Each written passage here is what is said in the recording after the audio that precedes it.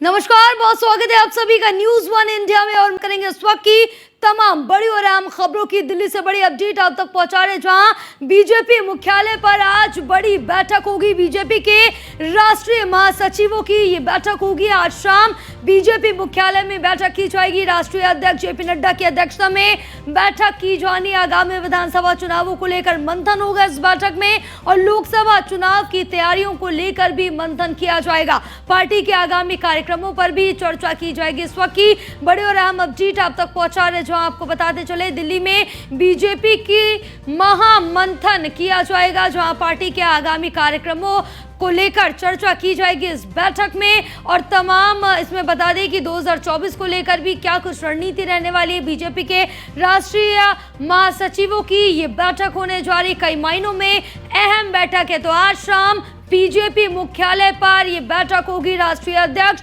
JP Nadda इस बैठक की अध्यक्षता करेंगे। दिल्ली में बीजेपी की महागठबंधन देखने को मिल रहा है। महामंथन बीजेपी की तरफ से किया जाएगा। एक एक चीज पे चर्चा की जाएगी। आगामी रणनीतियों को तैयार करने के लिए यह बैठक की जा रही है, जिसमें चर्चा की जाएगी। पार्टी के आगामी कार्यक्रमों को लेकर भी चर्चा होगी इस बैठक में।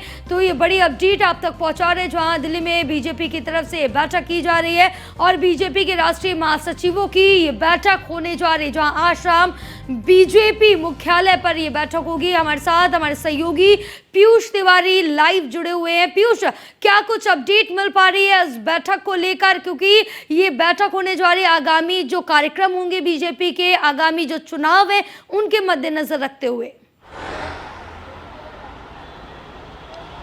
बिल्कुल, अगर हम बात करें तो चूंकि 2024 के लोकसभा चुनाव जैसे जैसे नज़दीक आ रहे हैं, आपने देखा कि भारतीय जनता पार्टी लगातार इसकी तैयारियों में जुटी हुई है। और आज भी एक महत्वपूर्ण बैठक भारतीय जनता पार्टी जो कि दिल्ली में मौजूद है, वहाँ पे कहीं ना कहीं एक बड़ी बैठक बुलाई गई है। इस बैठक में तमाम जो भारतीय जनता पार्टी के राष्ट्रीय महासचिव है वो इस बैठक में मौजूद रहेंगे, और भारतीय जनता पार्टी के राष्ट्रीय अध्यक्ष जेपी नड्डा इस बैठक की अध्यक्षता करते हुए नजर आएंगे। सबसे बड़ी बात है कि भारतीय जनता पार्टी की यही कोशिश है कि जिन जिन सीटों पर पिछली बार जब लोकसभा के चुनाव हुए थे तो भारतीय जनता पार्टी को हार का सामना करना पड़ा था, उन सीटों पर भारतीय जनता पार्टी को किस तरीके से मजबूत स्थिति में लाया जा सके। इसके साथ ही अगर हम बात करें तो तमाम केंद्रीय मंत्रियों और राज्य मंत्रियों को, इसके साथ ही सांसदों को प्रवास के लिए कहा गया था, और उस प्रवास को लेकर क्या कुछ रिपोर्ट है एक तरीके से, इसकी भी कहीं ना कहीं आज की बैठक में समीक्षा की जाएगी। इसके साथ ही अगर हम बात करें तो आगामी दिनों में किस तरीके से भारतीय जनता पार्टी कार्यक्रम तय करे ताकि भारतीय जनता पार्टी को और भी मजबूत किया जा सके, क्योंकि बीजेपी की यही कोशिश है कि बूथ लेवल के कार्यकर्ताओं को कहीं ना कहीं मजबूत किया जा सके। तो निश्चित रूप से एक बड़ी बैठक भारतीय जनता पार्टी मुख्यालय में बुलाई गई है, और कयास ये भी लगाए जा रहे हैं कि इस बैठक में गृह मंत्री अमित शाह भी मौजूद हो सकते हैं। हालांकि अभी तक की जो सूचना है उसमें जो भारतीय जनता पार्टी के राष्ट्रीय तमाम जो महासचिव हैं, इसके साथ ही भारतीय जनता पार्टी के जो राष्ट्रीय अध्यक्ष हैं जेपी नड्डा, वो इस बैठक की अध्यक्षता करते हुए नजर आएंगे। तो निश्चित रूप से आज एक बड़ी बैठक कहीं ना कहीं भारतीय जनता पार्टी मुख्यालय में बुलाई गई है, क्योंकि बीजेपी चाहती है कि खासतौर पर जो दक्षिण भारत की बात करें, वहाँ की जो राज्य हैं वहाँ पर खासा फोकस इस बार बीजेपी का रहने वाला है। उत्तर प्रदेश पर फोकस रहने वाला है, और ये भी बताया जा रहा है कि कई सांसदों के, जो कि मौजूदा सांसद हैं, उनके टिकट भी भारतीय जनता पार्टी काट सकती है, और कई नए चेहरों को भारतीय जनता पार्टी अपना उम्मीदवार बना सकती है। तमाम विषयों को लेकर मंथन होगा, चिंतन होगा, क्योंकि पिछले कुछ महीनों में आपने देखा कि किस तरीके से चाहे प्रधानमंत्री की अध्यक्षता में एक बैठक हुई, गृह मंत्री की अध्यक्षता में करीब 3 से 4 बैठकें 2 से 3 महीने के अंदर हो चुकी है। इसके अलावा भारतीय जनता पार्टी के राष्ट्रीय अध्यक्ष जेपी नड्डा की अध्यक्षता में कई महत्वपूर्ण बैठकें हो चुकी हैं। तो एक के बाद एक भारतीय जनता पार्टी लगातार अपनी रणनीति बनाने में जुटी हुई है, और इसी कड़ी में कहीं ना कहीं आज की ये बैठक काफी महत्वपूर्ण मानी जा रही है। ये भी कयास लगाया जा रहा है कि कुछ जो राष्ट्रीय पदाधिकारी हैं उनको कुछ जिम्मेदारी भी कहीं ना कहीं लोकसभा चुनाव के मद्देनजर दी जा सकती है। तो निश्चित रूप से एक बड़ी बैठक आज भारतीय जनता पार्टी मुख्यालय में जरूर बुलाई गई है। बिल्कुल पीयूष, लेकिन इस बीच अगर हम जाने वो कौन से बड़े चेहरे होंगे जो इस बैठक में हिस्सा लेते हुए नजर आएंगे? बिल्कुल, सबसे बड़ा चेहरा तो भारतीय जनता पार्टी के राष्ट्रीय अध्यक्ष जेपी नड्डा का है। इसके अलावा उम्मीद तो ये भी जताई जा रही है गृह मंत्री अमित शाह भी इस बैठक में मौजूद होंगे। चाहे भारतीय जनता पार्टी के तमाम राष्ट्रीय महासचिव, चाहे तरुण चुग की बात करें या दुष्यंत गौतम की बात करें, इसके साथ ही अन्य जो राष्ट्रीय महासचिव हैं वो भी इस बैठक में हिस्सा लेते हुए नजर आएंगे। और उम्मीद ये भी जताई जा रही है कि जिस तरीके से इस बैठक को की अगर हम बात करें बैठक की जाएगी, उस बैठक में कई महत्वपूर्ण चेहरों पर कहीं ना कहीं चर्चा भी किया जाएगा, मंथन भी किया जाएगा। क्योंकि अगर हम उत्तर प्रदेश की बात करें तो उत्तर प्रदेश में भी कई ऐसी लोकसभा सीटें हैं जहां पर भारतीय जनता पार्टी मजबूत कैंडिडेट उतारने के फिराक में है। खासतौर पर मैनपुरी की बात करें या रायबरेली की बात करें, और इसको लेकर भारतीय जनता पार्टी ने कहीं ना कहीं तैयारी अभी से शुरू कर दी है। और सोर्सेस के हवाले से जो जानकारी मिल रही है कि इस बार इन सीटों पर, खासतौर पे जिन सीटों पर विपक्ष का कोई नेता सांसद है या यूं कहें कि विपक्ष के पाले में वो सीट है, उन सीटों पर भारतीय जनता पार्टी आज मंथन करेगी। इसके साथ ही ये भी कयास लगाया जा रहा है कि आमतौर पे जब चुनाव आते हैं तभी भारतीय जनता पार्टी अपने उम्मीदवारों की घोषणा करती है, लेकिन इस बार इन चुनिंदा सीटों पर भारतीय जनता पार्टी अपने उम्मीदवारों की घोषणा कहीं ना कहीं पहले ही कर देगी, ताकि जिन्हें भी उम्मीदवार भारतीय जनता पार्टी बनाए वो पहले से ही कहीं ना कहीं इन हाई प्रोफाइल सीटों पर बिल्कुल। क्योंकि पीयूष, हमने ये ऐसा पहली बार नहीं है, क्योंकि जब भी चुनाव नजदीक होते हैं भारतीय जनता पार्टी की तरफ से जो तैयारियां हैं वो काफी समय से पहले ही देखने को मिल जाती है, यानी कि हर समय 24/7 एक्टिव मोड पे, चुनावी मोड पे नजर आती है बीजेपी।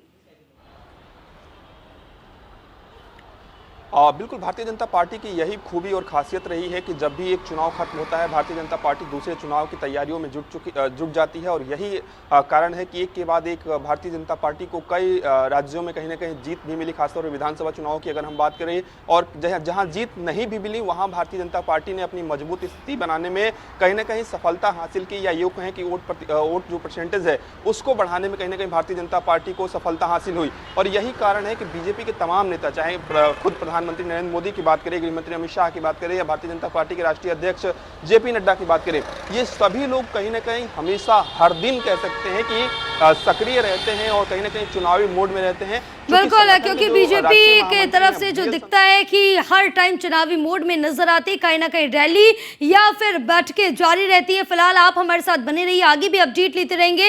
लेकिन इस बीच ये बड़ी खबर आप तक पहुंचा रहे थे, लेकिन आगे बढ़ेंगे लखनऊ से एक और बड़ी अपडेट, जहां उत्तर प्रदेश में शहरों के बाद अब नदियों के नाम बदले जाएंगे। यूपी के मुख्य सचिव ने नदियों के नाम बदलने को लेकर ये जानकारी साझा की। हिंड नदी को हिंद नदी के नाम से जाना जाएगा, दुर्गा शंकर मिश्र ने बताया।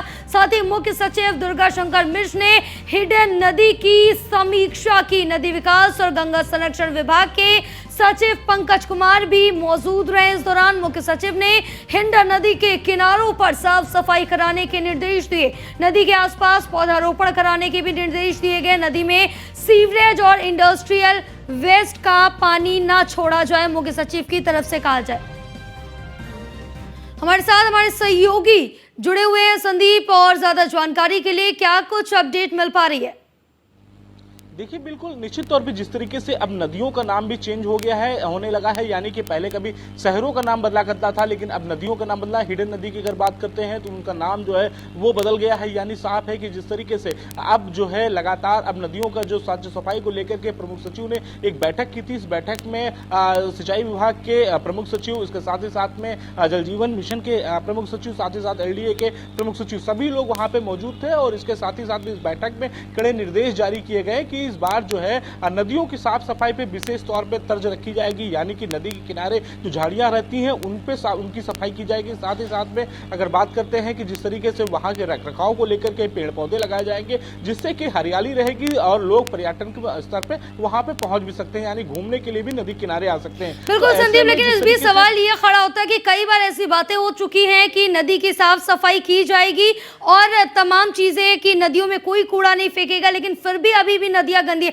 फिलहाल आप हमारे साथ बने रहिए, आगे भी आपसे अपडेट लेते रहेंगे। तो ये बड़ी अपडेट आप तक पहुंचा रहे थे। तो उत्तर प्रदेश के कामकाज का देश में डंका बज रहा है। उत्तर प्रदेश के कार्यों को लागू करेगी अब केंद्र सरकार। यूपी के अफसरों की टीम जल्द जाएगी दिल्ली। यूपी की योजनाओं को अन्य राज्य भी करेंगे अब साथ। आरोग्य मेला जैसी योजनाएं अन्य राज्यों में भी लागू होंगी। यूपी के स्वास्थ्य विभाग के 4 नवाचार देश भर में लागू होंगे। ODOP आकांक्षात्मक ब्लॉक ग्राम सचिवालय राज्यों में लागू होंगे। इस वक्त ये बड़ी अपडेट बता रहे हैं, जहां आपको बता दें कि जो उत्तर प्रदेश में योजनाएं चल रही है, उत्तर प्रदेश की तर्ज पर अन्य राज्यों में भी योजनाएं लाई जाएंगी। हमारे साथ हमारे सहयोगी संदीप मिश्रा बने हुए हैं। संदीप, अब जिस तरह से देखें कि उत्तर प्रदेश में कई ऐसी योजनाएं चल रही हैं और जमीनी स्तर पर सफल होती हुई नजर आ रही हैं, तो अब उन्हीं योजनाओं को देश के अलग अलग राज्यों में लागू किया जाएगा।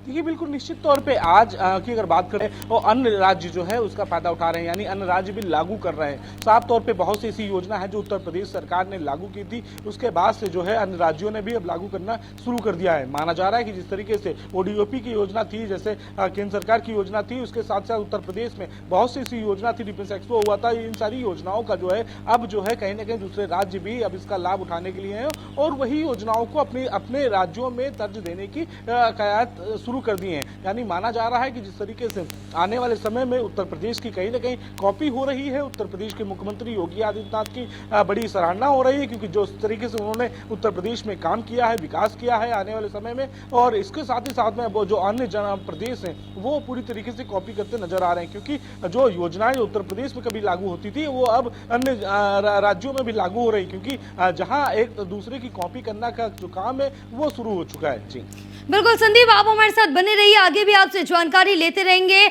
और इस वक्त ये बड़ी अपडेट आप तक पहुंचा रहे थे, लेकिन खबरों में आगे भी बहुत कुछ है। वक्त हो गया एक छोटे से ब्रेक का। ब्रेक के बाद जल्द होंगे हाजिर।